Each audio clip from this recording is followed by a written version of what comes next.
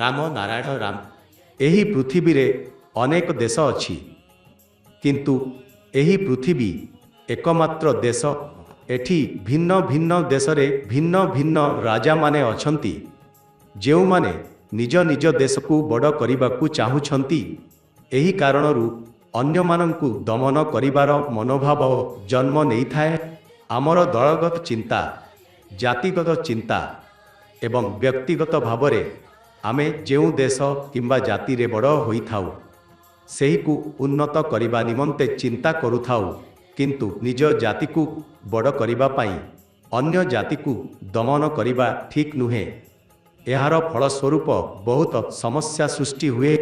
ବାସ୍ତବରେ ଆମେ ଆମ ନିଜ କର୍ମର ଫଳ ଭୋଗ କରୁଛୁ। ମୁଁ ପୂର୍ବଜନ୍ମ ବିଷୟରେ କଥା କହୁନାହିଁ। କର୍ମ ହିଁ ଆମର ରୋଗ, ଯାହା ଭୋଗ ଏବଂ ଶାନ୍ତିର ପରିବର୍ତ୍ତେ ଅଶାନ୍ତି ସୃଷ୍ଟି କରିଛି।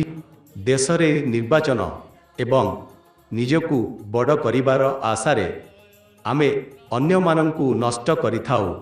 ଆମର ମନରେ ଉଦାର ଚିନ୍ତା ନ ଆସିବାରୁ ଏପରି ଘଟିଥାଏ। ଏଭଳି ପ୍ରକାରରେ କୌଣସି ସମାଧାନ ହୋଇପାରେ ନାହିଁ। ଧର୍ମ ତେବେ ଆସିଥାଏ ଯେତେବେଳେ ଧର୍ମରେ ସମାଧାନ ଅଛି କି ନାହିଁ, ଏହା ଦେଖିବାକୁ ପଡ଼ିବ। ଆମେ ଯାହା କରୁଛୁ ସେହି କର୍ମ ଜୀବନ ହିଁ ଧର୍ମ ଏବଂ ଏହା ହିଁ ନୀତି। ଯଦି ସମସ୍ତ ନୀତି ଏକ ହୋଇଯାଏ, ତେବେ ରାଜନୀତି ଏବଂ ଅନ୍ୟ ନୀତିମାନେ ଏକତ୍ର ହେବାରେ କୌଣସି ସମସ୍ୟା ରହିବ ନାହିଁ। ଆମେ ସମସ୍ତେ କାର୍ଯ୍ୟକର୍ତ୍ତା, ଜାତି ଏବଂ ଦେଶ ପାଇଁ କାମ କରୁଛୁ।